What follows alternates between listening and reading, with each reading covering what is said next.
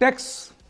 Collection, میں شاید وزیر اعظم صاحب کی ایک اسٹیٹمنٹ کہیں پڑھ رہا تھا کہ 10 جو ہے وہ ٹریلین جو ہے وہ آپ کے ٹیکس کلیکشنز کی جو ہے وہ آپ کے ہم نہیں لیتے ہیں پاکستان میں، اور شاید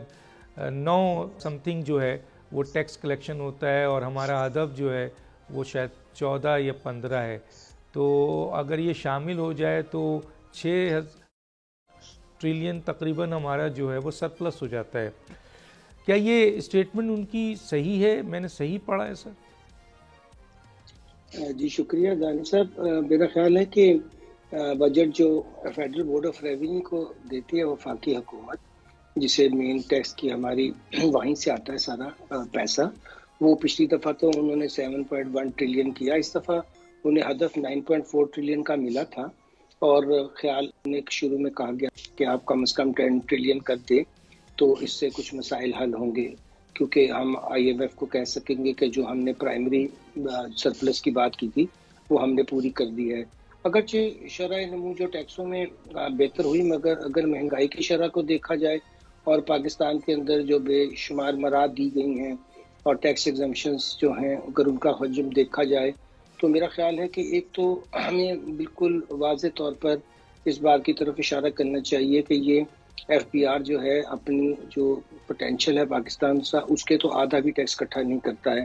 اس کے میں یہ نہیں کہہ رہا کہ محض انہی کی وجہ سے ہے، کیونکہ ہم ٹیکس ایمنسٹیز بھی دیتے ہیں، اور جیسے میں نے عرض کیا کہ سارے ٹیکسز کے اندر جو ہم نے مختلف مراد دے رکھی ہیں اگر ان کا ٹوٹل کیا جائے تو وہ بھی اب 2 ٹریلین سے زیادہ ہے. تو اصل مسئلہ تو ڈھانچے کا ہے کہ پہلے تو آپ نے دیکھا ہے تنظیم نو کی کوشش ہوئی، اور اس دفعہ تو ایس آئی ایف سی نے کہا تھا کہ یہ ہو جائے اور اس کا فیصلہ 3 جنوری کو بھی کر دیا گیا، مگر تاحال نہیں ہوا. اور یہ پہلا مرحلہ ہے کہ جہاں پہ ہم نے پہلی دفعہ پاکستان میں دیکھا کہ ٹیکس آفیسرز نے ایس آئی ایف سی کے فیصلے کو بھی بالکل رد کیا، اور اب تو وہ اس کی شکایت لے کر الیکشن کمیشن میں گئے ہیں کہ جی یہ ایک جو نگران حکومت کا کام ہی نہیں ہے اس طرح کی لانگ ٹرم پلاننگز کرنا، اور ان کا کام ہے ڈے ٹو ڈے کرنا. اگر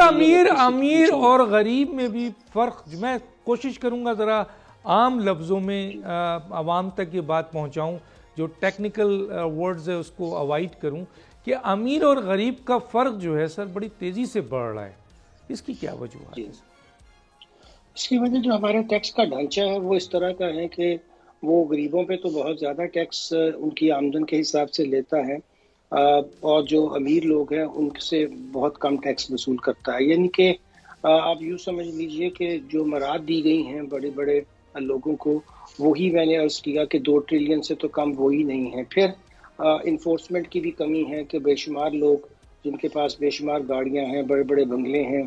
اور وہ ٹیکس نہیں دیتے ہیں، کیونکہ ان کا یہ خیال ہوتا ہے کہ ٹیکس ایمنسٹی تو ہمارا حق بن چکا ہے، کیونکہ ایک سال میں پچھلی حکومتوں نے کسی نے 4 مرتبہ، کسی نے 3 مرتبہ، اور کئی دفعہ تو ماشاءاللہ 5 مرتبہ بھی دی گئی ہیں. تو جب یہ کلچر بن جائے تو ظاہر ہے کہ یہاں کا جو سب سے وہ طبقہ جس کے پاس دولت بھی سب سے زیادہ ہے، وسائل بھی سب سے زیادہ ہیں، وہ پاکستان کے tax to G D P میں ہارڈلی 2% بھی کنٹریبیوٹ نہیں کرتے ہیں.